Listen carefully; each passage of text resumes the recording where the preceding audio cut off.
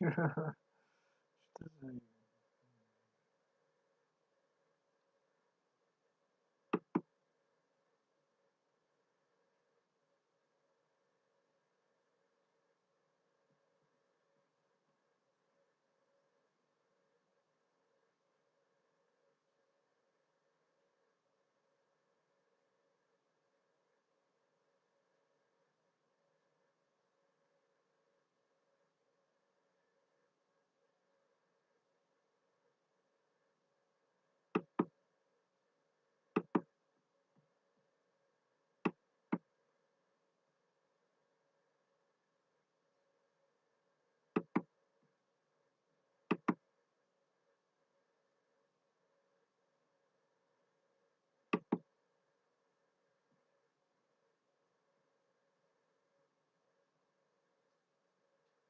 Урегина вообще просто...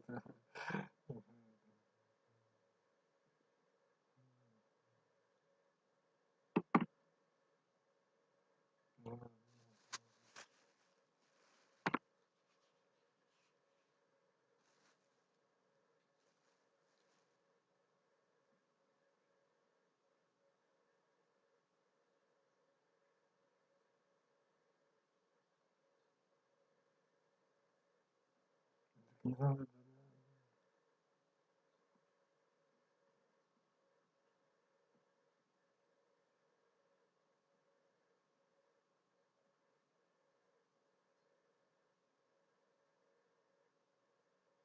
Нет, нет, нужно...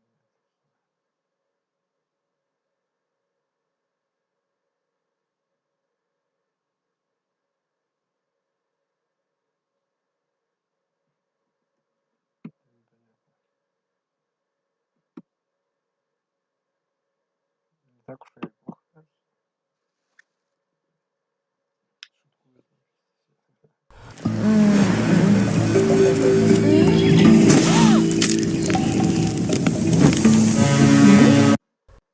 Whenever you're watching one of these worth playing 2021 critiques, or whatever year it applies to, you're looking to answer one of the following two questions. Is it worth playing for the first time, or is it worth revisiting after some years? This obviously depends on the age of the game, as some games just aren't old enough to be replayed or rather critiqued based on that age just yet. When I decided to make a comeback to making these critiques, and with a better standard as well, I thought about what would be the perfect game to make that return with and make a statement video about. Not only would I need it to be a great topic, but I also needed to get views because my channel depends on it. It's that YouTube life. I've had many requests for 13.2 after the original 13 critique blew up, which would have made a lot of sense, plus I really want to play that game, but I guess it could always be next, or you know, we still got time. I also could have went with one of the titles I've always wanted to cover, like the Kingdom Hearts franchise, the Persona games, 4 and 5 specifically, or maybe just make one critique for each of my all-time top 10 games. But after some thought, there was one game that stood out to me way more than anything else, a game that, when I thought about the title of this critique, just seemed like the most perfect match. That of course brings us to today, this video, and Final Fantasy 15, a game that is arguably the most hated entry in the entire franchise, with more disappointed fans than even FF13 managed to get back when that came out. This game is truly on a whole new level of disappointment, but that said, when you look at its critic reviews, you would have never assumed that. You would have never assumed this is such a bad game. It did decently well, scoring above 80 on average, which, let's not forget, that's actually a pretty decent score, okay? Stop acting like anything below 90 is bad. But how a critic sees a game is different from how a fan with expectation does. So when you launch Final Fantasy 15, every single time you greet it with the same message: a Final Fantasy for fans and first timers. And honestly, this is a bit of a double-edged sword because this statement is so true that it can actually be too true for some to handle. This statement is a clear indicator of how this Final Fantasy specifically will be presented in some aspects, but it's also essentially saying this is a game for everyone, which, when you really think about it, has never been the case with Final Fantasy games. They're usually better off in the niche, you could say. It's just a very big niche. So now that we've had nearly 5 years since its original release, the new question is Final Fantasy 15 really that game everyone remembers it to be? Or was that just an angry uproar that stayed with it from day one? Well, that's where this video comes in, I guess. The aim of this video is to answer both questions. Is it worth playing for the first time? With Final Fantasy 16 slowly but surely making its way towards us, a lot of people might try getting into the franchise, and out of all the Final Fantasies we have, 15 is looking most similar to 16. That is just based off the little footage we have, but we can kind of get the idea of what the game will look like. Then for those that are wondering if it's worth revisiting, I can honestly say without a doubt before we get anywhere further in this video, there isn't a single Final Fantasy this question doesn't apply to more than 15, as it's the only mainline entry we ever had with constant changes from day one, with update patches, new gameplay sections, and DLCs as well. And this was the case until 2 years later with its Royal Edition release. In preparation for this video, I played through the entire game as I always do, putting in a bit with its Royal Edition release. In preparation for this video, I played through the entire game as I always do, putting in a bit over 33 hours, taking many, and I mean many, notes to make sure I cover what I consider most important. This was my second full playthrough of the game, the first one being way back when it originally came out with the Day 1 edition, so in a way this was my first experience with the Royal Edition, and my entire playthrough was on the PS5. This is actually a big deal, but I'll talk more about that later in the video. As always, no major mid to late story spoilers will be mentioned, however, in order to cover some of the points I have throughout the video, I will be discussing the first 3, maybe 4 hours in detail, so you have been warned. In case you only wanted to hear my final thoughts on the game, however, in order to cover some of the points I have throughout, as always, no major mid to late story spoilers will be mentioned, however, in order to cover some of the points I have throughout the video, I will be discussing the first 3, maybe 4 hours in detail, so you have been warned. In case you only wanted to hear my final thoughts on the game though, and you're just in a rush, or you don't have time, then skip over to this time right here where I do my best job to make sure I cover everything in about a minute and a half. I go over everything that I mentioned in the video, I try to sum it up for you guys, but if you do have time to watch the whole thing, I would really appreciate it if you didn't just skip to the end.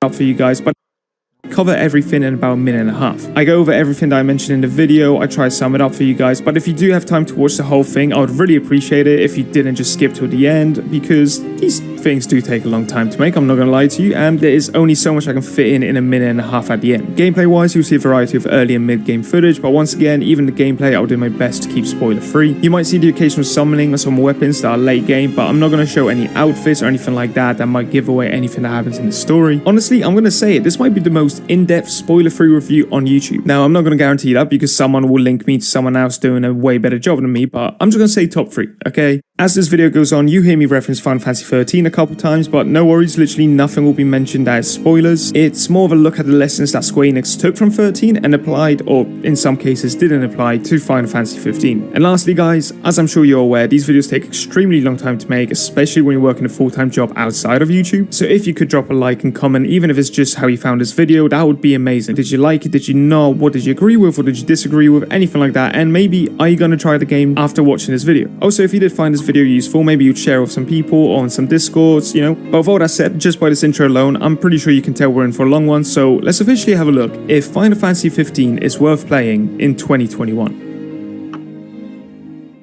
So let's break this down. Final Fantasy 15 takes place in the world of Eos, where you play as Prince Noctis. You start the game in the kingdom of Lucis, where you, alongside 3 friends, are being sent off by the king on a journey to Otisha. The reason for this journey is to go and meet up with your future bride-to-be, Luna Freyja, also known as Luna. Luna happens to be a long-time childhood friend, but she's also an oracle, meaning she's capable of communicating with the gods. She's also someone that we are going to talk a lot, and I do mean a lot more about as we go on, and it's mostly on the negative side of things. Now, reading all of this back, I only just realized that probably sounded extremely confusing, but trust me, it's actually way more simple than it sounds. You see, the opening act in 15, in terms of gameplay anyways, is short, slow, and I literally mean slow. You'll be pushing a car whilst looking around at pretty graphics, but this is actually something I really appreciate in 15. In this short segment here, you get a brief introduction to 3 friends, Gladio, Prompto, and Ignis, in a very natural and smooth way. Each one of them will say a few lines, which straight away give you an idea of what their personalities are like, and all of this while you get to appreciate the beautiful graphics of 15, which to this day are truly top tier, especially when played on a PS5, which runs the game at 60 FPS.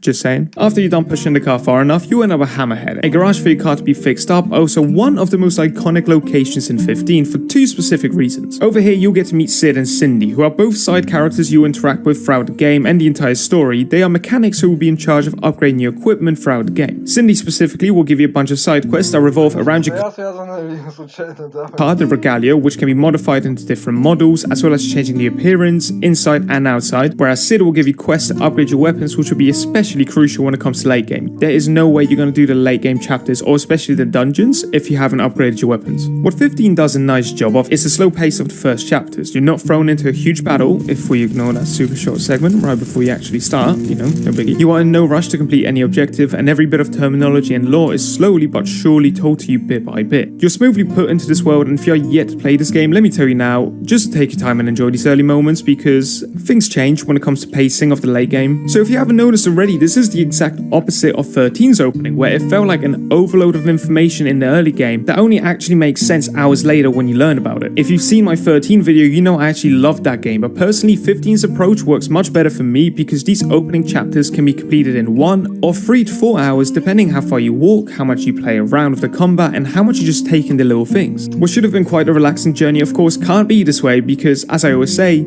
a game needs to be interesting. So by the time you're done with chapter 1, you find out that your father, King Regis, has been killed and your hometown kingdom has been overtaken. And just like that, the tale of Prince Noctis truly begins. What follows is a shift in the objectives of the game. Your main goal is no longer to meet up with your bride-to-be. Instead, the story of Noctis now becomes to reclaim the throne and take place as the next king. As the story progresses, there's a lot of in-the-moment goals and objectives, such as receiving blessings from gods to have them lend you power, which link into another objective of still meeting up with Luna Freyja, who, as I mentioned before, is an oracle, so you have to travel to Altissia. But don't forget, at the end of the day, when it's all said and done, you must reclaim your throne. All in all, I actually believe this is a very nice setup for what could potentially be the main story. However, despite this being the main plot of the game, it's not what I would personally say is the true story. You see, in my eyes, the true story of 15 that you look back on isn't about reclaiming the throne, it's not about defeating the Empire or traveling to Altissia, but rather about you. The beauty of 15 is how much of a developing and self-discovering journey it is for our main cast of Noctis, Gladio, Ignis, and Prompto. Each one of these characters goes through changes and hardships that I won't specifically spoil, but there is a very clear distinction when looking at the cast of 4 at chapter 1 and then again at the final chapters. Especially with the DLCs, which cover each character individually, 15 manages to give a very good understanding of everyone's motives, loyalty to Noctis, and dedication to fulfill their duty. But I'm gonna save the DLC talk for a bit later. Now, I already know what's coming, so before some of you old heads start typing in the comments, well, yeah, that's what a game is supposed to do, but ever since 9, Square hasn't been able to do shit. Just hear me out, will you? I am in no... Now, I already know what's coming, so before some of you old heads start typing in the comments, well, yeah, that's what a game is supposed to do, but ever since 9, Square hasn't been able to do shit. Just hear me out, will you? I am in no way saying that this is something no other game has ever done. And in fact, one of the reasons this is what stays with you after finishing is partially due to the main plot struggling from proper delivery. However, I can honestly say this party's development due to hardships and revelations is up there as one of the better ones alongside the golden years of Final Fantasy. And honestly, that is a pretty damn big compliment. This was extremely crucial for 15 to do right when you realize there is only 4 of these guys. We're used to bigger groups with 7 to 9 members sometimes, so if 1 or 2 weren't well developed, it was easier to overlook it, but in 15 you just couldn't do that. If even one of these characters just wasn't developed at all, then you're looking at 25% of the entire cast. So far it might seem like I'm making 15 sound pretty good, I'm trying to defend it, however, I can't let the negatives slide, and unfortunately the story side of things is where there's a lot of negatives to talk about. I'm not here to bore you about the details how its development cycle was a mess, or how many years this already took to make, or even how there's an anime and a film to watch before playing. There's so many videos already out there that will do a way better job than I could ever hope to do, so just go ahead and watch those if you're interested. Also, I just really do not want to go down that hole, so all I will say is you can still 100% play this game and understand it without the side stuff, okay? You do not need to watch all that stuff. Does it help and make you appreciate some things more? Yeah, 100% of course, but you do not have to play it. Final Fantasy 15 received a huge amount of criticism for how its story was told, and I'm going to split this into 2 sections. First one being story disappointments, and the second, character disappointments. Now, to put it nicely, the story of 15 can be a huge pile of mess if you're not paying full attention. However, that's less to do with it being overcomplicated, like some considered FF13 to be, but instead this is more of a blink and you'll miss it kind of scenario. A huge chunk of 15's world building comes in forms of books, newspapers around the world, little bits of information here or there. These are extremely easy to miss, especially in an open world game where you can physically go anywhere you want, or for the most part anyways. On the occasion, you will have one of the guys bring up something that actually tells you some information about other kingdoms, but all it takes is for you to not focus for about 5 seconds and boom, it's gone. Now, this could easily be argued to be the player's fault because he or she wasn't paying attention, but there is a reason why there's so many videos explaining what actually happened in 15 and its ending. Not to mention the fact that these videos have hundreds of thousands, if not millions of views, so clearly there's enough people not understanding what's going on. I would say 15 is one of the deeper Final Fantasies in terms of lore that was surrounding it. However, very little of it is made clear to the player, especially on your first playthrough when you're not actually sure what you should be looking out for. There are moments throughout the game where the story feels rushed or just a bit all over the place. 1 minute, things are going really slowly, you know, everything's nice and chill. Then the next minute, it's an all-out war and you don't actually fully understand how this happened or why. The best way I can explain it is, imagine you're at a cinema watching a film and you get about halfway in, but then you need a toilet break. Just hear me out. So you pop out, come back about 2 or 3 minutes later, or however long it takes you on average, and suddenly you come back to full-on action, characters being heavily injured, and everyone is running around like crazy. That's not exactly what happened, but you get the idea, right? There's just a lot of moments in 15's story where it feels like the build-up was missing. Kinda like it was just taken straight out because there was no time for it and the developer just said, it makes enough sense. And even though, yeah, sure, it does make enough sense for you to understand what happened or why, or at least most of the time, what 15 lacks in this story is something that Final Fantasy games have actually been great at for years, and that's emotional attachment. The only characters I truly felt attached to were the main 4, but that's because every single thing you do in the game is with them next to you. I mean, even when you're fishing, they are literally right there next to you hyping you up. It is awesome. Now, before we dive deeper into characters that weren't developed so well, I do think it is important to highlight a character outside of our main 4 that truly stands above the rest, and nothing else in the game comes anywhere close.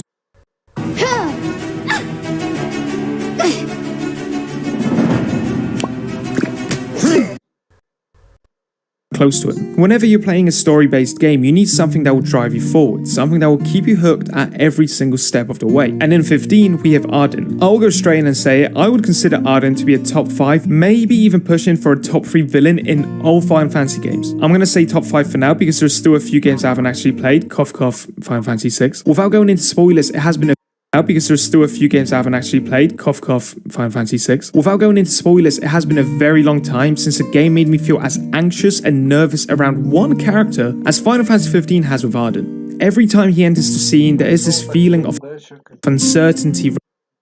Final Fantasy 15 has with Ardyn. Every time he enters the scene, there is this feeling of uncertainty regarding what he might do next. He's unpredictable and doesn't show emotions, making him extremely hard to read. There is this fascinating and compelling dynamic between Ardyn and Noctis that you learn and realize more and more as you get deeper in. As you reach the final chapters, you begin to realize just how much of 15's story, world, and history is all connected and linked to this one man. All that on top of some incredible voice acting, Ardyn is, in my opinion, the biggest standout character of the entire game. I'll leave it at that, and that has come from someone who believes Noctis is also a very good protagonist, so take that as you will.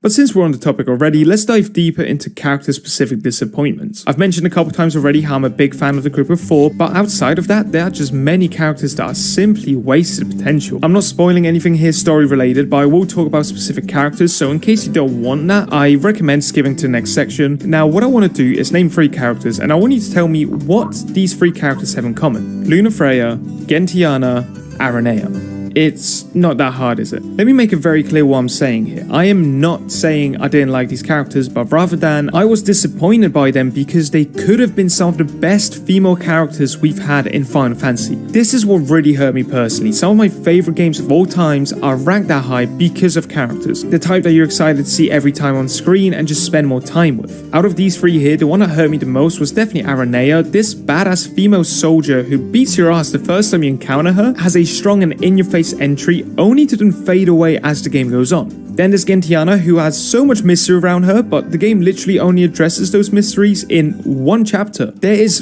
14 chapters in this game. How can you use just 1 chapter to expand on this character? And lastly, of course, we have Luna Freyja. Luna is supposed to be one of the main driving points of the story. Her actions are supposed to be as crucial to the plot as Noctis and everything that he does. Yet the game still underuses her so much to the point where you'll be sitting there annoyed because you know how much more impactful she would have felt if only she got more early game development. But if you compare this to some other romance focused entries like Final Fantasy 8 and Final Fantasy 10, you will never come close to caring for Luna anywhere near as much as you did for Yuna or Rinoa. Instead, all we end up getting is flashbacks sprinkled here or there where Noctis remembers his childhood and that's it.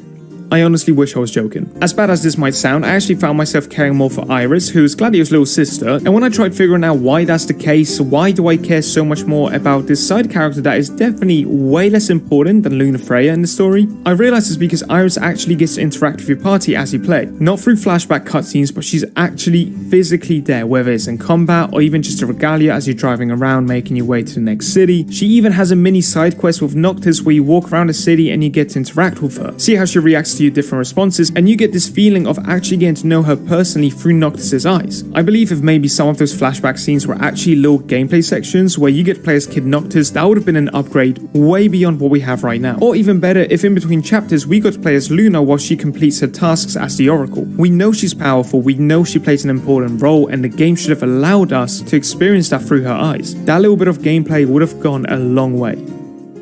So here we are pretty far into the video. Based on the amount of script I've already read, it's been 50 minutes of me doing this, and only now are we getting into what you find yourself doing for the most part of the game, and that is of course the gameplay. I'll start by talking about the combat side of things, then the exploration, and then the world afterwards. Unlike its previous entries, Final Fantasy 15 decides to go with an action-based combat system which starts whenever you engage an enemy in front of you or they engage with you. There is no setups or load screens, you simply walk up to an enemy and attack. It is as simple as that. Of course, other games like Final Fantasy 12 had already done this, but 15 is definitely a much faster type of gameplay, the sort that you can go in and out of really easily or even avoid battles much easier and faster, unlike in 12 where you move pretty slow. Now I'm just going to say this straight away now, I like this combat. It is nowhere near a perfect combat system. In fact, I would say it actually has more flaws to it than positives, and yet I still found myself enjoying it a lot. The combat is extremely simple, which for many is the main issue, and I agree, it is extremely simple when looking at its main concept. Compared to some previous entries where there was a lot more strategy involved, this might feel like a big step back. There's not even any way to do combos because all you do here is hold one button.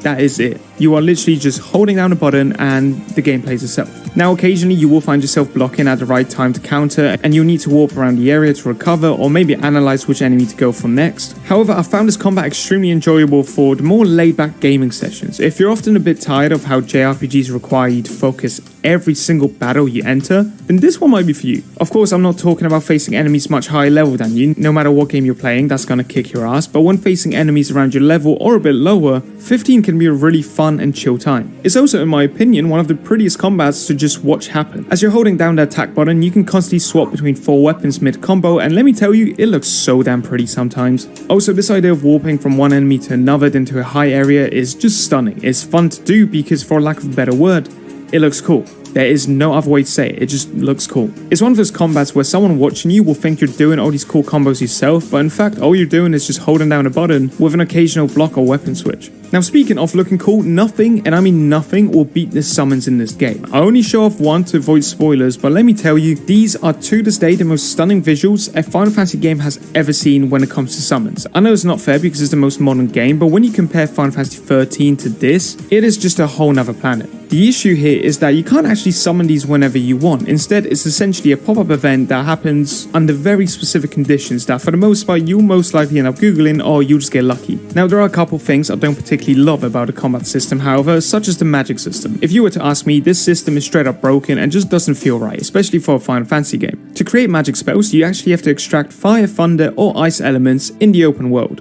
only to then combine them together with other items to create magic spells. The stronger of an item you use, the stronger the spell will be as far as benefits it provides as well. The late game spells definitely feel a bit overpowered, especially when taking on a group of enemies. You'll be able to wipe everything and everyone out in about 2 seconds if you know what element you're weak to. The other thing I'm not a huge fan of is the difficulty of this game. It is actually pretty hard to die in this one because when your health reaches 0, it doesn't actually mean you're dead. Instead, it's more like you're just downed and you have to use a potion to heal. After a while, the amount you're able to heal will decrease, however, all you have to do is just pop an elixir and boom, you're good to go. Back to full health, let's go again. Essentially, what I've realized about 15 is as long as you have a crap ton of healing items, you'll be fine. No matter what it is you're doing, you will be fine, you'll survive it, you'll make it. As long as you have potions, elixirs, and phoenix ups, you can do anything. It's just gonna take ages. But let's talk about the other side of gameplay now, which is of course the world you'll be exploring and experiencing for this entire journey. I just want to start off by saying this. Final Fantasy 15 is nothing short of stunning and beautiful. I feel like still to this day, it just doesn't get enough praise for how well it's done its colors and lighting of the world.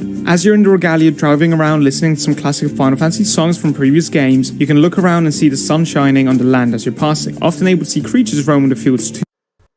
I go to sleep with it on, I wake up and I look well rested. I started incorporating skincare into my self-care routine because I noticed that I was getting some under-eye dark circles and that my too. It is truly incredible. But that brings us to a major issue many people have. Why have such a huge open world if there is nothing happening in it? Be aware that Final Fantasy 15 is not on the same levels of open world as some of the best games in the genre like The Witcher 3 or Breath of the Wild. And what I mostly mean by that is you won't constantly be bumping into cool scenarios or unexpected events. There's just not much of that in 15. Outside of the cities or stations, you will pretty much get close to zero interactions. The longer you play, you also realize that a lot of the stuff you see looks very much the same. This is more of a case when it comes to dungeons, so all I will say is just don't get your hopes up. A lot of them are just the same thing over and over again. When looking back at the footage, if I didn't name the video files, I would not have been able to tell you at which point of the game each of these dungeons take place. Even when it comes to side quests, they're mostly nothing to write home about. Don't get me wrong, there are some clear standouts, but for the most part, I would say 80 to 85% of them are as simple, go there, kill this, and bring it back to me please. The hunts in this game just haven't got that same feel to it as previous games. For example, Final Fantasy 12 did an amazing job when it came to hunts. Well, in 15, it just felt very simple and simply there for the sake of saying, well,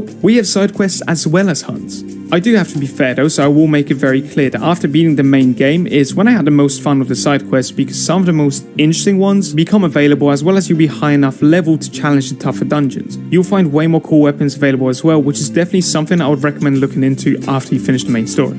Throughout this world, in both the open areas as well as dungeons, you will find camping spots, which is something that I find to be extremely refreshing in terms of what it does. Rather than leveling up the standard way of gaining XP after each fight that goes straight to your next level, in 15 you stock up all the XP you collect and essentially cash it in at these campsites. Sometimes, depending on the location, the XP can actually get multiplied, making it much more worth it to stock up rather than crashing at campsites every few minutes. While leveling up simply increases your stats, something you can control is how you spend your AP points on the Ascension grid. Over here you can unlock skills to use during combat, team attacks, exploration, stat boosts, which is actually a really important one when you get to the late game. There is a lot here to the point that can be overwhelming, but something I feel the need to point out is that there was about 5 chapters straight where I completely forgot to even use the grid, which is just more evidence to show how easy this game can be at times. I pretty much didn't level up my skill set for 5 chapters straight, which again, in a game that has 14-15 chapters, you're looking at about a third of the game. Another nice feature you'll find at these camps or staying locations wherever you are is leveling up each character's individual skills. For example, Ignis can cook meals for the group at camps, which can provide stat boosts such as health increase or better defense. Honestly, for a game that's already really easy, you can make this an absolute cakewalk. On the other hand, Prompto is a photographer, and whilst he might not provide any useful benefits during combat, he'll be taking photos of you on your adventures without you even realizing. And since I'm already talking about it, I just want to say that this is crucially an underrated feature of this game. When it comes to JRPG games, they're extremely long, for the most part anyways, and you often forget about 50 or maybe even more %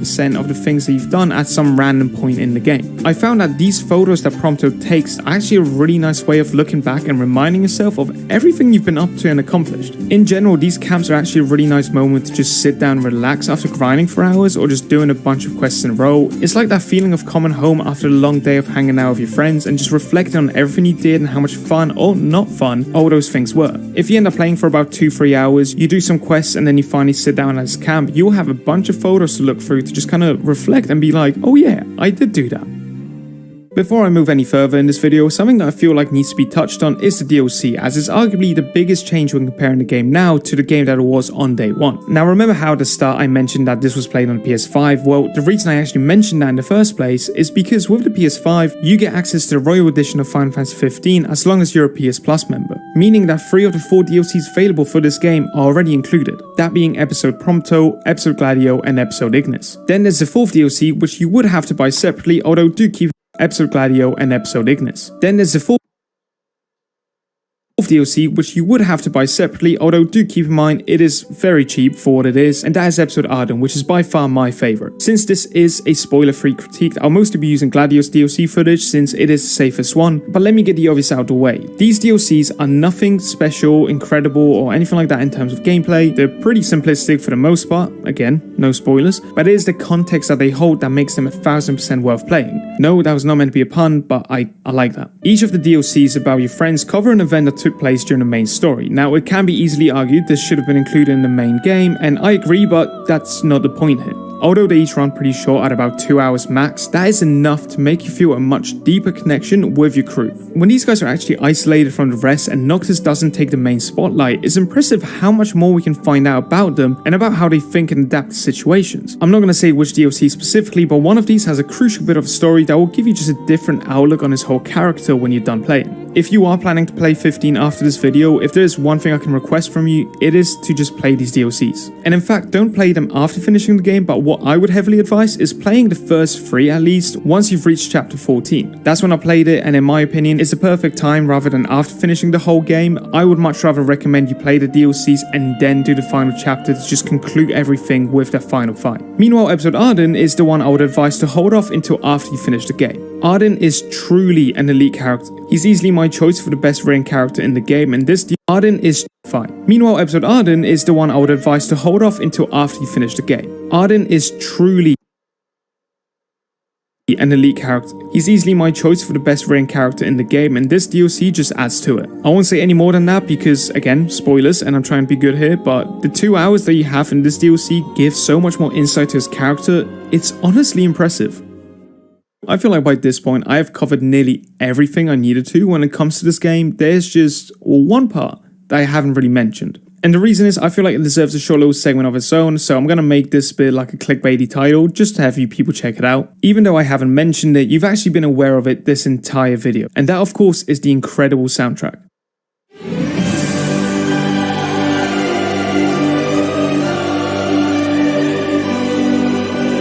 Funnily enough, one of the only videos that I kept on this channel before transitioning and everything like that is my top Final Fantasy soundtracks. And if you've seen that video, you'll know 15 was actually second, only behind Final Fantasy VIII. Now I'm going to keep it honest, replaying 15 has easily made me question if I want to put this at number 1.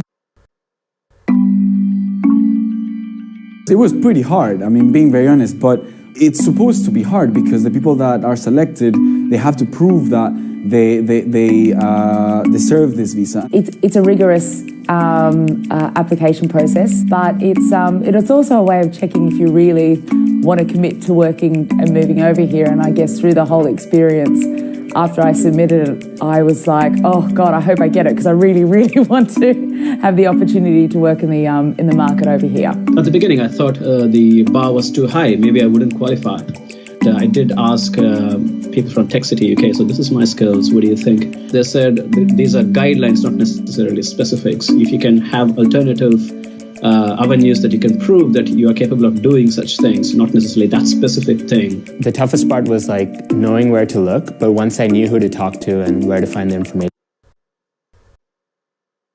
This soundtrack is just that good. Not only does it have the amazing standouts, but it just manages to have a theme for every type of scenario, whether it's something good, bad, uncomfortable. The soundtrack is just there to put you in the exact mood it's aiming for. I think it's hard to understand for anyone who's never touched 15, especially since I can't just play multiple tracks for you right now, but it manages to bring forth a sense of royalty and perfectly fits the idea of you being the future king in specific scenarios. If you ever wondered what it's like to fight a boss or summon a creature with theatre performance music playing in the background, well, this is it. The powerful tracks hype you up, whilst the sad and slow ones are able to make you feel uncomfortable and anxious. You are feeling and experiencing the royal burden that's placed on Noctis. No matter what I say, I can't do it justice. Trust me, I've tried to write this bit over and over again at this point, but if soundtracks are important to you in gaming as much as they are to me, then 15 will be perfect for you in that aspect.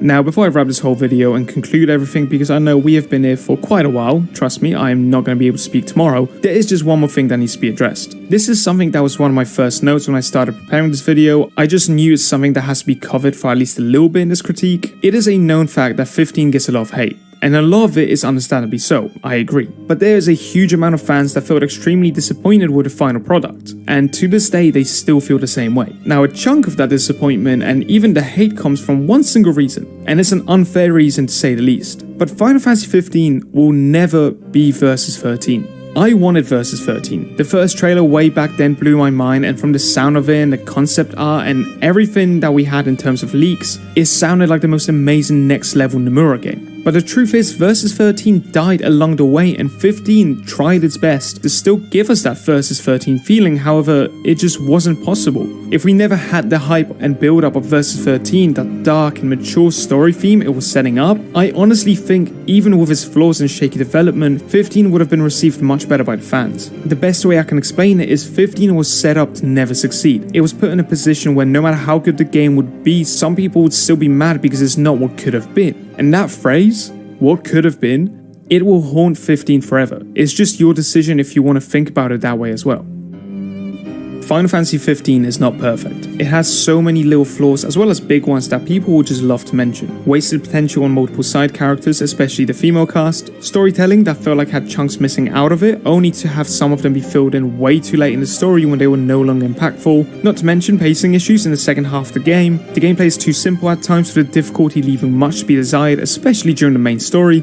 DLC that should have been included in the first place, the lack of the true Final Fantasy feeling, the list goes on, and I've mentioned most of these things at least once in this video already, because to some extent, yeah, it's all true. But what people don't like doing is giving it its praise where it deserves it. 15 took a lot of empty risks, and most of them didn't work out great, such as the huge open world that's beautiful but empty, or an action-focused combat system that looks flashy and cool, but is actually a bit too easy and simple. Yet the way I see it, 15 took the risks because it tried innovating. It tried being the next big thing so bad that it actually did more damage than good. It is sad it doesn't get more praise for its incredible soundtrack, the beautiful art direction, the monster designs, just the little things that are overlooked, yet they still make up a huge chunk of the game. I will straight up tell you I consider 15 to be the biggest wasted potential of all the mainline entries. However, that's not me saying it's bad, because I will always consider this to be a good game and one that everyone should give a go. People just need to realize the big difference between a disappointment and a bad game. You can be a good or maybe sometimes even a great game, but still be a disappointment, especially in the eyes of fans that have been waiting 10 years for you to come out. But if 15 just managed to execute some of these areas more properly or to a higher level, then this could have been an elite Final Fantasy entry, even with its history of Versus 13. No, it is not perfect, but no game is. So what I can tell you is that if you approach 15 as a Square Enix JRPG, not this big Final Fantasy with years of hype behind it, you might actually get to appreciate and enjoy it a little bit more. Because despite all its flaws in terms of story and gameplay, I had fun replaying this game from the first hour to the last, and not once did I feel like I was forcing myself to play. If anything, I wished I had more. I connected with the crew of 4 on levels that even some of the classic Final Fantasies have not been able to make me feel. There is a real bond here between the main cast, and by the time you're done with this game, if you're anything like me, you'll be missing the time you had. Despite a rocky road in terms of the main plot, the villain is arguing like me.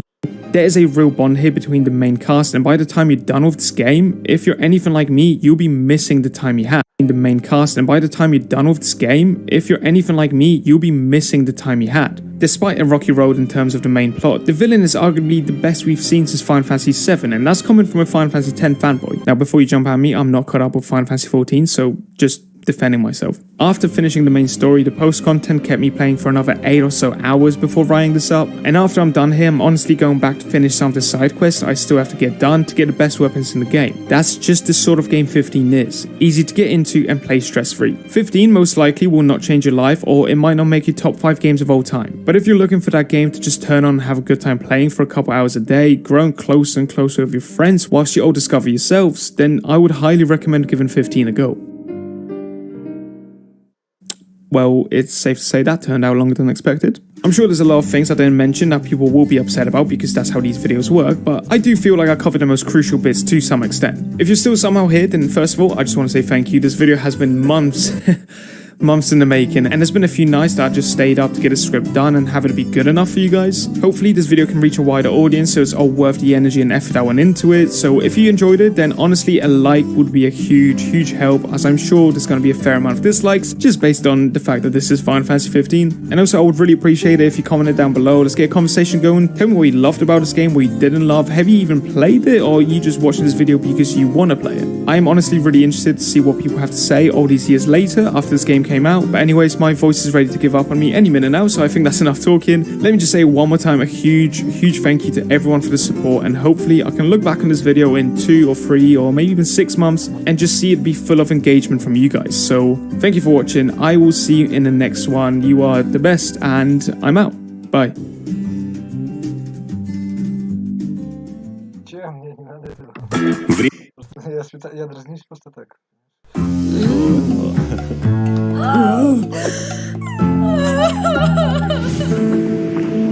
шутка просто. Before we start today's video, I should make a Я сам в шоке. Столько оборзел, что какого-то сталкера смотрю. Мне уже надо... Нахер он мне ждался? Он мне ни о чем не говорит, этот сталкер. very clear that it's going to be a little bit different from the previous worth playing in 2020 videos. If you're here only to hear my final thoughts on the game, then make sure to skip to this part of the video where I summarize my experience with it. But if you want to keep watching, then here we go. So if you're unaware, at the start of the year I made a video about Final Fantasy IX and if it's still worth playing this year for the first time. I soon followed that up with another video for Final Fantasy VII. Safe to say that the plan was to make 3 of these videos, one for each of the big 3 from the PlayStation 1 era, that being Final Fantasy VII, 8 and 9. And that brings us to today, where I finished playing Final Fantasy 8, but the difference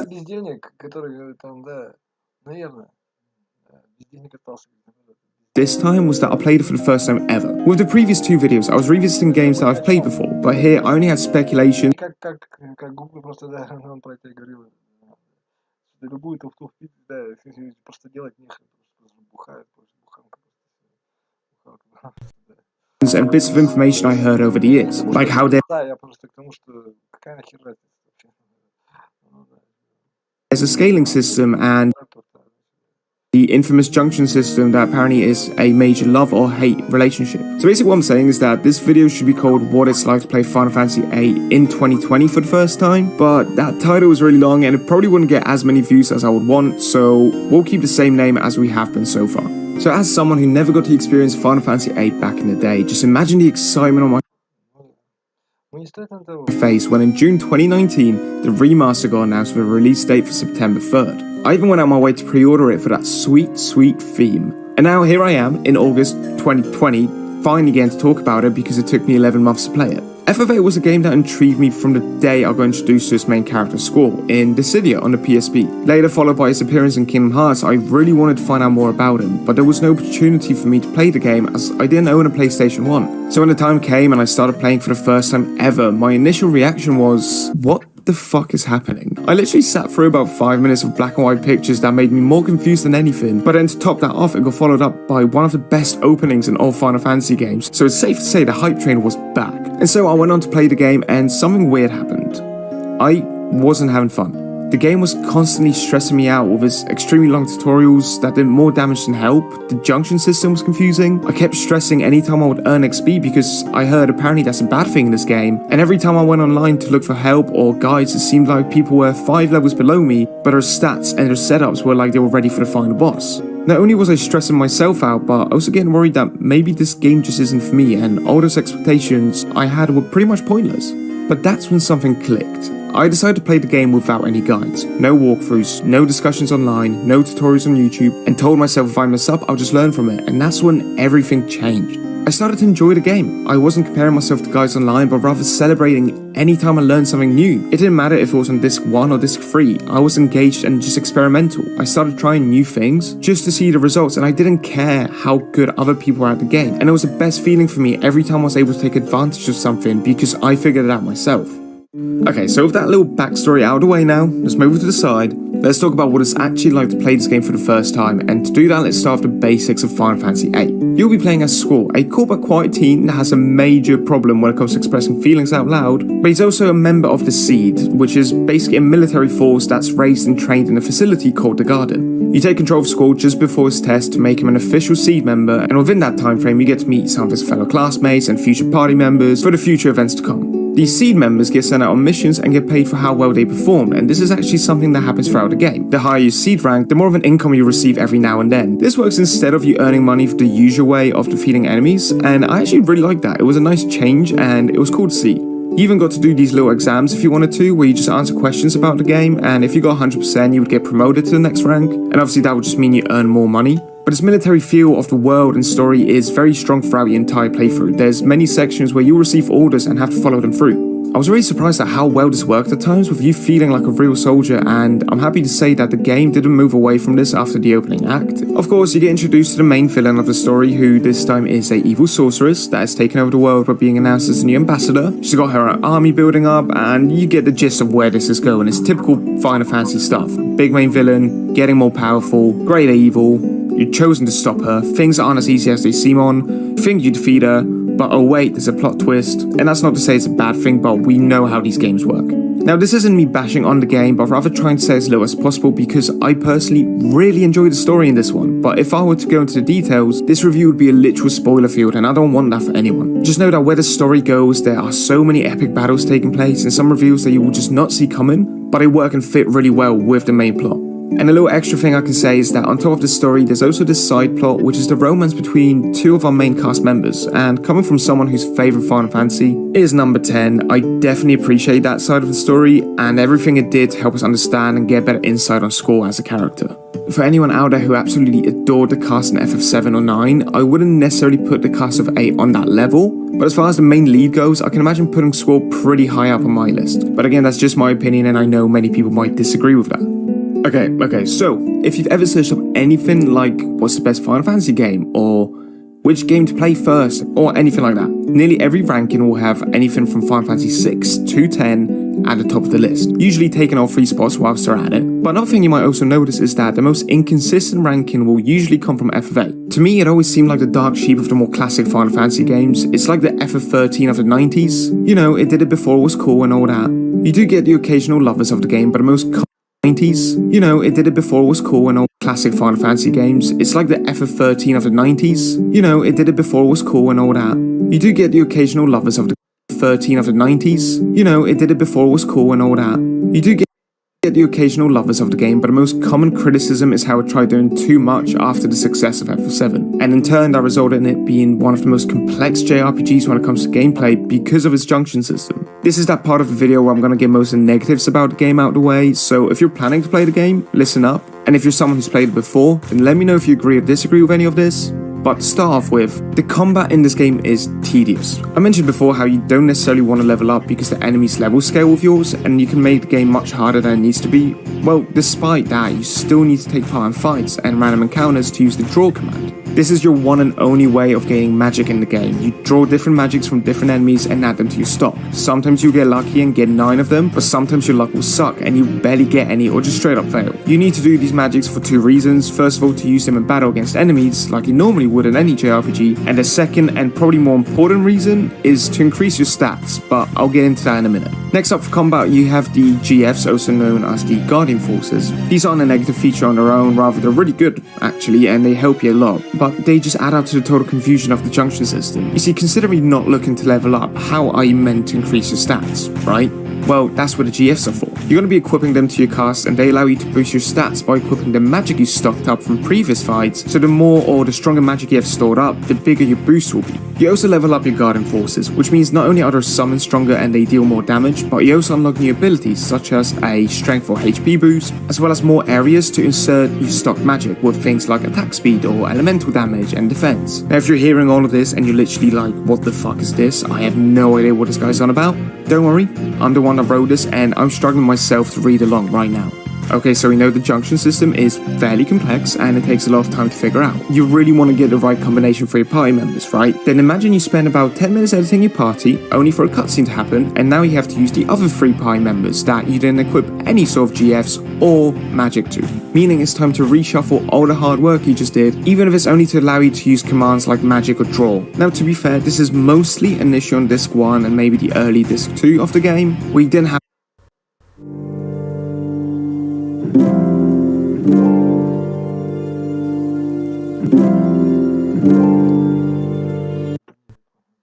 as many Guardian Forces available. By the time you're on late disc 2 and disc 3, you have way more to choose from, and it's safe to say every party member can easily have at least one, but still it's definitely something that's going to piss you off because the junction system isn't easy and it does take a little while to get the right combinations done.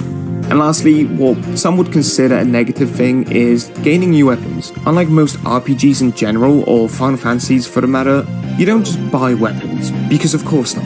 Instead, you find weapon magazines throughout the world where they have recipes for new weapons and what items you need to synchronize them. Now I'm going to make it clear, I don't think this is an issue on its own. I think it worked really well in many games that use the same format. However, in those games you gain the parts you need by defeating enemies, which takes me back to the point of not wanting to level up. So instead, the best method to gain these parts is by using a card command you can only learn from one Guardian Force. This allows you to turn monsters into a card, which you can then convert into a material, which is a really cool idea, but I just want to make it clear, the game does not tell you about this. It's so unique and so clever, but realistically, you could literally play the entire game without realizing this or without upgrading your weapons at all, because you would just assume you haven't encountered the right enemies for the parts, or you'd be too scared to fight enemies because then you level up. But I think that wraps up most of the big negatives about the game. Again, like I said, it's not necessarily game breaking, it's just frustrating throughout your playthrough, and it'll just piss you off why some of these things have to be so complex. So I'm sorry if it was a bit confusing to you, but I'm also very impressed if you fully understood anything I just said. What you might have noticed though is that pretty much every single one of those points are all related to the same topic of the junction system and its complexity. At no point did I say I hate the junction system or that I think it's stupid, because it really isn't. The system is actually really intriguing when you get to figure it out mostly, and it's also very rewarding. You can make your party members feel OP or set them to make the game more challenging. You're essentially in charge of the difficulty of the game at any point. It's just a matter of getting to that point that a lot of people might not be willing to put the effort in. So if you're someone who's looking for a simple JRPG to kick back to, then I'm sorry to break it to you, but this game is not for you at all. Okay, that's a negative. Back to people might not be willing to put the effort in. So if you're someone who's looking for a simple JRPG to kick back to, then I'm sorry to break it to you, but this game is not for you at all. Okay, that's the negatives. It's out of the way, it's gone now. But I want to move on from the junction system for a bit and focus on the other major parts of the game, most of which I find to be really good. Starting with the soundtrack, which, in all 3 videos about these classic Final Fantasy games, I mentioned how I loved the soundtracks. And that's the same case here, but I'll even say that I would consider this to be just slightly behind FF7, but ahead of FF9 for me personally. With this soundtrack, I found that there wasn't as many major standouts as 7 had, but overall, it was difficult to find a song that I disliked. There were honestly a few occasions where I would just wander around the town just to listen to the soundtrack for a little bit longer, and after thinking on it a little bit, when looking at the entire Final Fantasy franchise, I would put 8's soundtrack in the top 5 most likely. That just shows how much I appreciated and enjoyed listening to it for my entire playthrough. Next up, we got the visuals. Now, before anyone says that the port or the remake looks shit because the background images are pretty much 144p, I agree. But when you compare the way this game looks to FF7, you would not have guessed that the games are 2 years apart. You cannot tell me that. If you've managed to put up with the graphics of FF7, then this game looks like Mona Lisa. The details on enemies and characters in the remaster are actually really good. And also, I don't care what anyone says, even though it's far from perfect, the navigation in this game is so much easier and just way less stressful than the other 2, because it seemed like it was clearer what areas can or cannot be accessed. And when you consider Square actually lost the source code for this game, then I'd say it's a pretty good job. And to quickly add on top of that, the CGI cutscenes I saw while I was playing honestly blew me away, and I cannot stress that enough. I was not expecting to see this many of them, and to the level that they were. There were literally times when I couldn't believe what I'm seeing, not necessarily because of the quality, but just the pure amount of it that the game just keeps throwing at you. And sometimes you even had these CGI cutscenes happening in the background whilst you're doing something else, which I found so impressive. Again, considering this game is from 1999, it's pretty mad. And the last major highlight has to be the story, and I won't go into the detail. Like I said before, I don't even want to spend too much time on this section. But all I want to say is that it's definitely a story I'm going to remember. It had a lot of good overall moments, and a constant progression throughout the playthrough was one of my biggest reasons I kept wanting to go back and keep playing every single day. Whenever I felt like I wanted a short break from it, I would just play a few rounds of Triple Triad, which, even though I was horrible at the game, I can still appreciate how good it was and how addicting it was. But as soon as I was finished losing every single card I ever owned, I would just hop back into the story and carry on like nothing ever happened. It's safe to say that once it was all over, I was so glad I stuck around to see the story come to a close, and the expectations I set myself all them years ago were honestly fulfilled. Okay, so this is the final bit of the video, so if you're joining us after skipping the entire thing, hi, welcome. Look, I don't want to make this video longer than it should be, but I do want to close it off properly. Final Fantasy VIII exceeded the expectations I had for it. After ignoring all the video guides and tutorials out there, the more I played and experienced myself, the more I loved everything it had to offer. The junction system and its complexity grew on me the same way the materia system did in FF7, and the soundtrack was enjoyable throughout the entire playthrough just like FF9. Looking back, I'm so glad I played all 3 of these classic games this year, and I can definitely say this one is still worth playing 100% in 2020. And I think for me personally, FF8 was the one I enjoyed the most out of playing all of them. And what I think might be the biggest reason for it is that this game might be the most unique Final Fantasy game as far as main entry single player games go, in the entire series. It took a lot of risks, and some of them might have not paid out fully, I'm well aware of that, but I'm glad there's a game out there in this franchise that will always stick out to me as that rebel child that didn't want to be like everyone else. So all I'm saying is, don't let opinions online throw you off. If you're looking for a different JRPG experience that's gonna make you really think about what you're doing, with many different things to offer and distract you with along the way, then FF8 might be that game for you.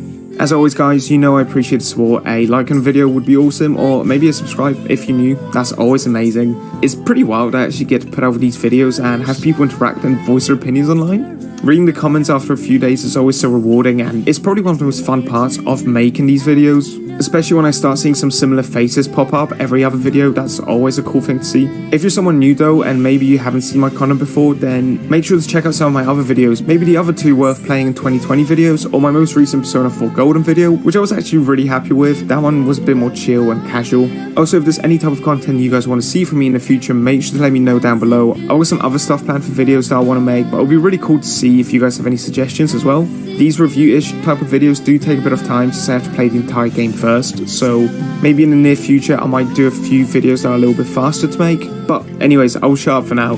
Thanks so much for watching guys, stay safe, and I'll hopefully see you in the next one. Когда я досчитаю до 1, произойдет маленькое волшебство. Юр, это поразительно. Всему можно найти логическое объяснение. Юрий Иванович, говорят, вы чудеса творите.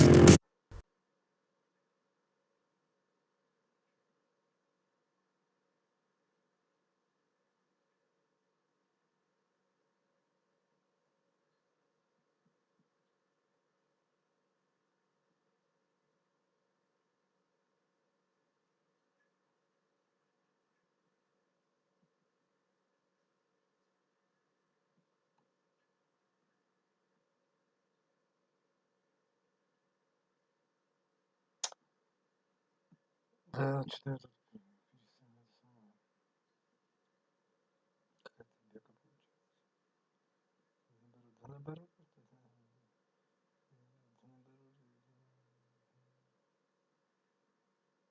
Ух ты.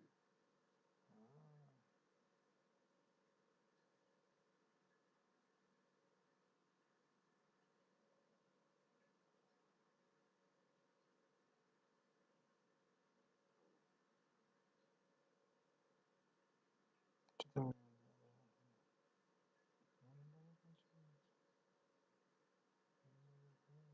Вот он видел. Не, мне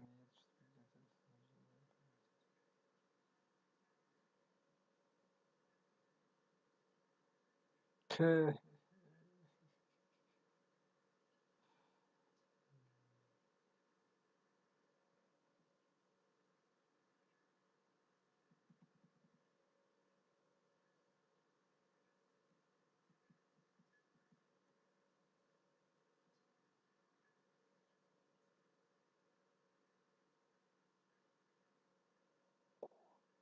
Чё? Зачем мы столько раз смотрели? Наоборот. Ну да.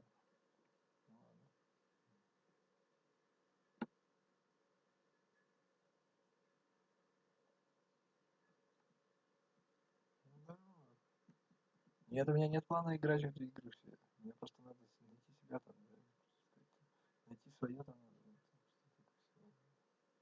В чем моя проблема? Ну ладно.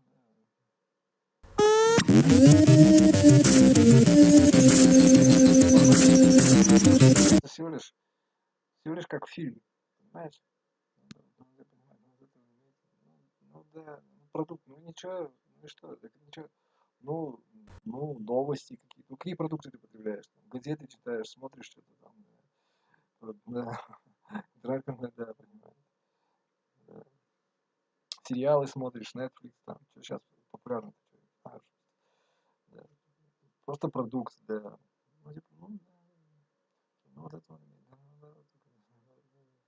нет, ну да, то есть, что ты там забыл, что тебе надо, в чем моя проблема, короче, да, понимаете, да.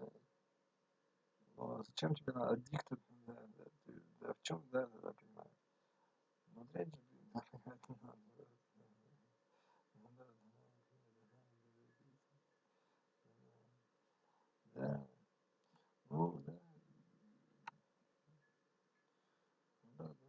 Ну и что, ну да, что, хороший фильм, хороший. Мушкетеры, что, плохая, что ли, книга, или что там? Ну, типа, что я говорил,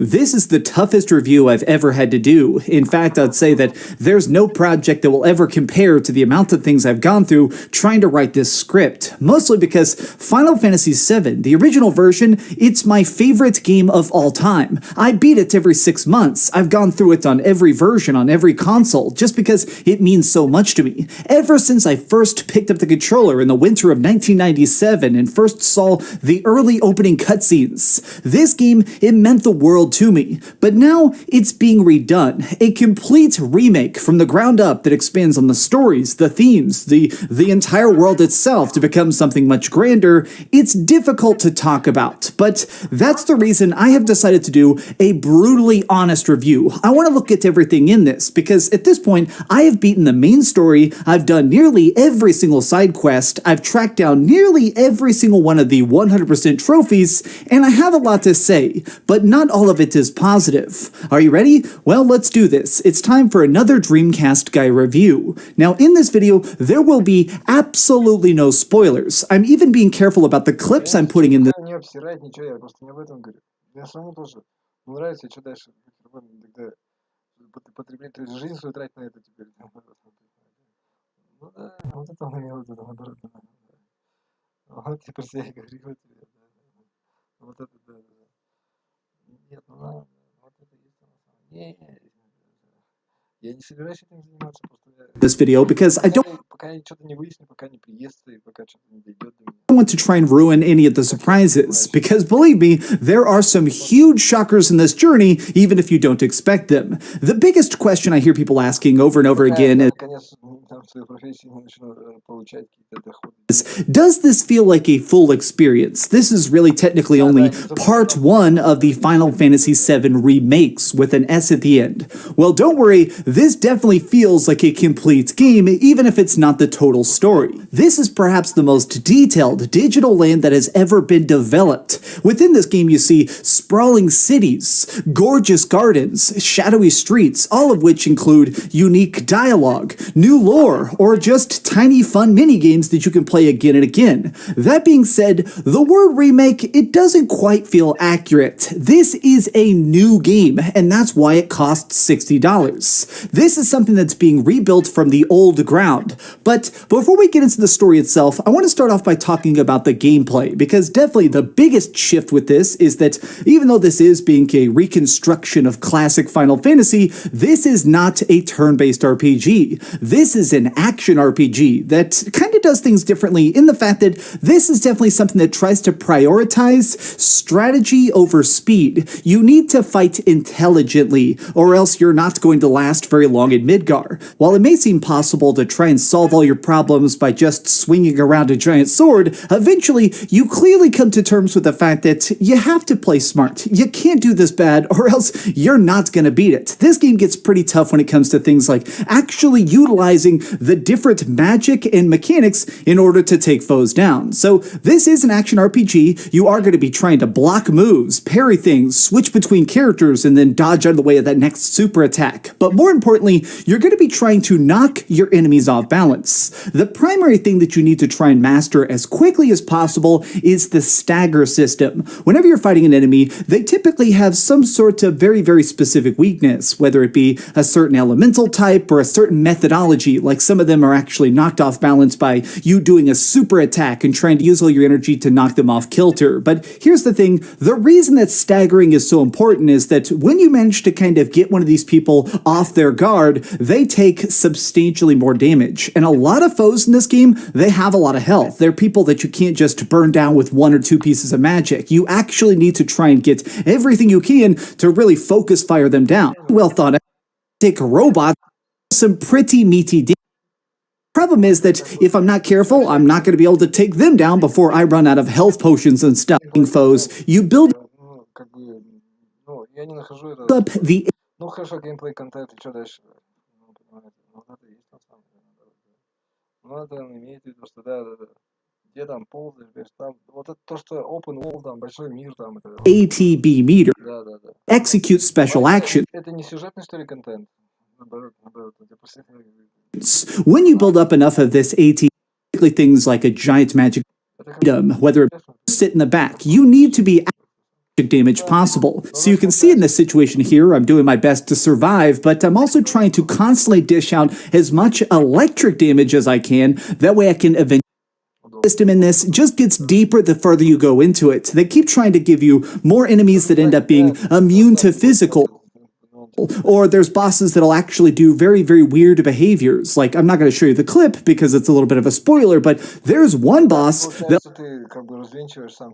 likes to grab you and then throw you at your friends, which means that when you're playing it, you have to manually switch from character to character. Even though you are able to just play as one person and the other two characters are constantly being controlled by AI, the smartest players are going to be constantly switching, utilizing each of the hero's strengths. Obviously, our main guy is Cloud Strife, and he is a total badass when it comes to just swinging that blade and taking names, but there are certain things that he can't do. Obviously, when it comes to sometimes just doing some really physical combos, I prefer Tifa, because she has a higher attack power, which allows her to get in people's faces and really try and rip them up before they can respond. But if there's flying enemies, or things that are just up too high, then you need to switch to Barrett, our long-range specialist who has a gun for a hand and is able to unleash all sorts of different easy mechanics that can actually knock people out of the sky. He can do this without expending any of his personal mana points and thus save that magic for more important fights ahead. All of this is good, and you spend a huge chunk of this game just fighting all sorts of stuff. But I do want to say, it doesn't always work for the best. I think the one problem with the combat system, for as much as I love it, is that it seems like it's limited at times by the pacing of it. So one of the important things is the weaponry. You see in these clips that I'm using different weapons, different magic, different sword arts and stuff like that. Well, the weapons are a huge part of the gameplay itself. Unlocking these is typically done via these side quests. You get a couple from stores and stuff, but for the most part, if you want the greatest items, you need to take the time to actually talk to townspeople and help them out. But more on that in a minute. Specifically, the reason that weapons are so important is because these are actually how you upgrade your character. As you get experience points, your character will level up, but this unlocks skill points. Skill points are then applied to each particular weapon, sort of like a talent tree, and each of the weapons has a different purpose. Like the main sword I liked using on Cloud had a bunch of magic points on it, so yes, it would increase my health and it would increase the amount of damage I was dealing, but I also liked it because it made it where I could have extra materia slots, which is the way you actually bring spells into battle, or it did things where it made it where if I blocked a hit, it would do even less damage. This really makes it where, even in the middle of a fight, you're kind of considering the importance of your gear. It makes it where you're thinking about the situation that best fits your current gear set. And I like that, but I think that the downside is that eventually I kind of felt like certain things were definitely stronger. Some of the special attacks and stuff I unlocked by using these weapons were quite frankly weak. It seemed like some stuff was just so slow and the enemies get so fast that it was useless. Like this is Blizzaga, this is like a huge giant ice spell, but if I throw it at this guy who's driving in a giant circle, it does 0 damage. I guess stuff like that kind of bothers me because in this universe, it acts like our soldiers are such intelligent brawlers and people who have been in this chaotic fight for so long, and yet it's possible to make such ridiculous mistakes just by playing the game normally. But let's talk a little bit more about the lore and the storyline, because this is where I feel like there is the biggest misconceptions. Yes, indeed, Final Fantasy VII Remake is technically a remake. This is the tale of Tifa, Avalanche, and Midgar, and yet it's also not. I feel like this is the thing that's kind of driving me nuts, and the thing I hope that more people understand is that there is a ton of new stuff. This game took me 35 hours just to finish the main story with tinkering with a little bit of side quests. 35 hours to play through something that in the original game took about 5 hours. And the reason that is because there is tons, and I mean humongous amounts of new dungeons, new plot lines, new sub-areas, areas that are completely explorable and really kind of flesh out this universe. I'm going to give you one specific example, and this isn't a spoiler because it's towards the beginning of the game, but I feel like it's really important. In the original version of Final Fantasy VII that all of us were playing back on PlayStation 1, there was a very minor sub-character called Jessie. She was part of this group called Avalanche. It's the freedom fighters that we're part of in this game, except that she never really had that much background. There wasn't that much kind of to with her. She was just this cute girl who helped you out by building bombs for your terroristic acts. You know, it was just kind of this thing that was taking place, but it was never really explored. Whereas in this game, there is an entire hour-long mission where you go up to the plate and discover that her parents are Shinra employees. They're people that work at the power plants that were now exploding, and she's doing this because her father has become sick with what is essentially radiation poisoning, and there is no cure. This is a wonderful explanation, and it completely changes the way I see that character. And this is just one thing. It happens constantly. They do more than just show new characters. They do more than just try and explore new concepts. They add a totally giant layer to every aspect of this game, especially when it just comes to the fact that there's so many new cities. There's so many new things to see and do. I love so much of the universe that they've built. I'm somebody who's just played through Final Fantasy VII again and again. The original version is just something that to me has always been a masterpiece. In fact, not only have I beat and bought it multiple times, I've done a complete master file on the PlayStation 4, getting every single trophy, because to me, it is an important game to be good at. And I feel like this game, it does actually replace it. This, in my mind, is the penultimate version of Final Fantasy VII, because it gives us more explanations and it gives us more reason to really care about the world, mostly because of those earlier mentioned side quests. So in each of the towns, typically there's like a major city every 3 or 4 chapters of the game. And when you come to these major cities, this is when you have a chance to kind of catch your breath and take a break. And while you're here, typically they introduce a quest hub. Now, this can be a variety of things, from people who just need help slaying local monsters to, well, one guy just wants you to like put flowers on his wife's grave. But as simple as these may seem, they're much deeper than they first show on the surface. The reason I say that is because nearly all these end up connected and very in tune with each other. So sometimes you'll do something for somebody over here trying to just do some small tasks to improve the town, or then you go over here and try and help some kids out. And then after a while you realize that you're really kind of improving these people's terrible slum lives. You've managed to make these people in their little tiny way a little bit more at peace, and it can actually unlock some great things. Doing side quests is great. It's fully optional. I suggest you do at least half of them. A lot of times they give you some of the best weapons, some of the best magic, and they can sometimes even unlock mini games like this one here. Check it out. This is Whack-A-Box. You can go around and smash a bunch of crates for points, and by using your special abilities that you've unlocked with your different weapons, you can do some pretty crazy stuff. It's cool to me, but more than just being cool, it's very, very fun. This is something that a speedrun person or somebody who doesn't really care about Final Fantasy, who's just kind of autopiloting it through the game, they wouldn't even see this. This is a part of the game that's silly and well designed, and I feel like a lot of players are just going to cruise past it because they think, oh man, side quests don't matter. The important part of the Final Fantasy VII Remake is the fact that you need to take it slow. You need a chance to kind of stop and smell the flowers and enjoy the very unique opportunity we have here to see this world in a new light. But now that we've talked a lot about the good, it's time to address the negatives, because unfortunately,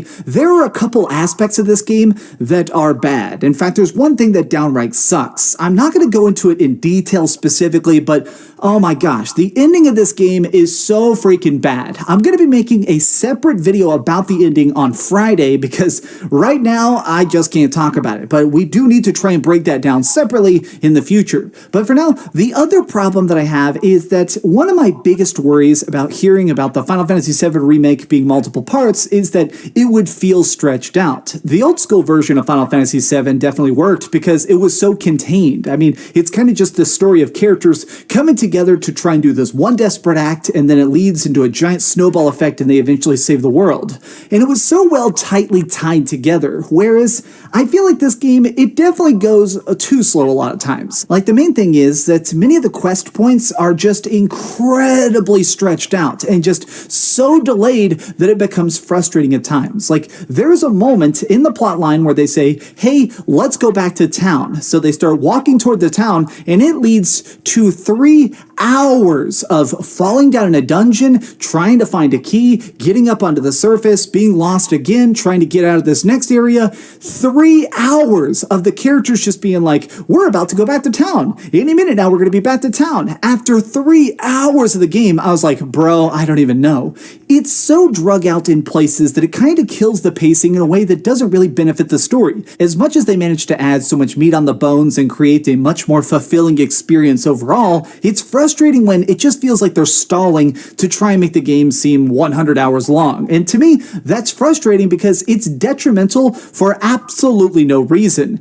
And that brings me to the other thing that I definitely just kind of disliked, which is some of the boss fights are way too long. That sounds like a weird complaint, but hear me on this.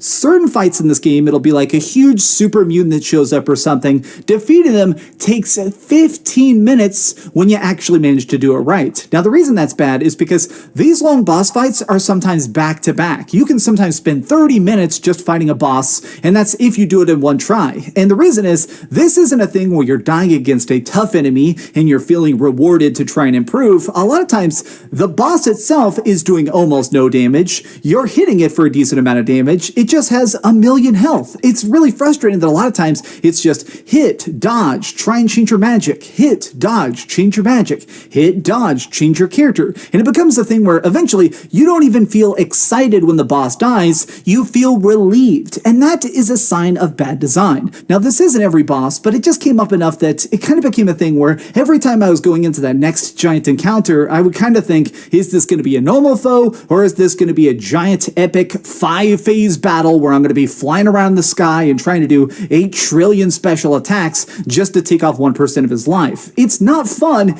Weirdly enough, at times, certain of the bosses felt boring. It's definitely not so much that it ruins the game or anything, but it's definitely something that I feel like I wish that they'd just done a little bit more to try and make the bigger fights feel important without just kind of stretching them out for the sake of making it more like Advent Children or some sort of movie.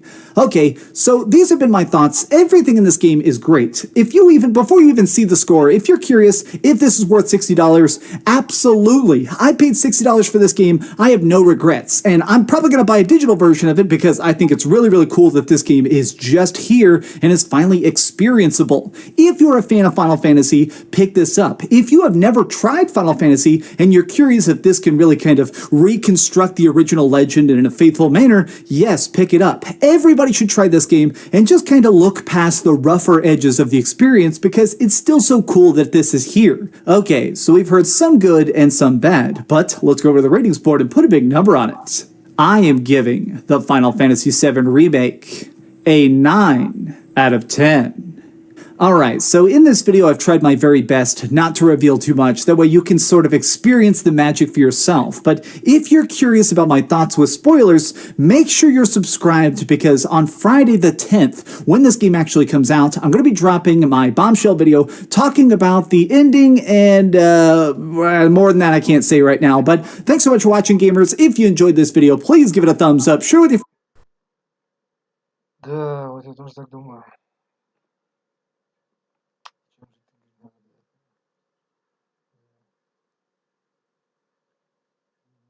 Вот надо, чтобы книжки читать. Это очень, не очень важно, просто, да, я понимаю. Или надо что-то делать.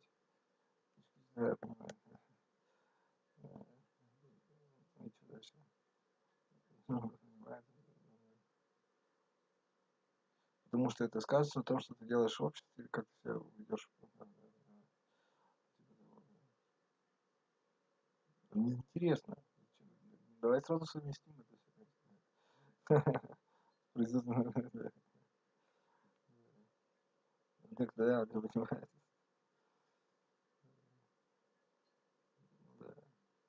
Ну ладно, это сложно просто. Ладно. Да. Ладно. Слабость какая-то, слабость. Не знаю, не могу. Ну смотри сам, все равно знаю. Ладно.